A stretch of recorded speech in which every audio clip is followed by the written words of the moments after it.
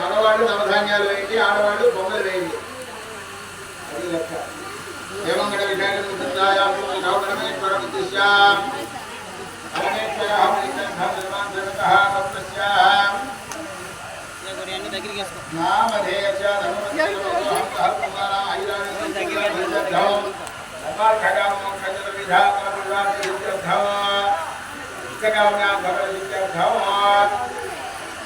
అందరూ ఇచ్చారయ్యా, ఇచ్చినట్టేనా? ఎవరైనా పరువున్నారా రావాల్సిన వాడు? ఒక 5 గోత్రాలు మీ పేర్లు చెప్పుకోండి అయ్యా. మీ గోత్రాలు మీ పేర్లు చెప్పుకోండి, నమస్కారం చెప్పుకోండి. గోత్ర నామదేశ పేరు చెప్పుకోండి. మీ భార్య పేరు, పిల్లల పేర్లు, కుటుంబంలో ఉన్న వారి పేర్లు చెప్పుకోండి. నామధేయ ధర్మపత్ని.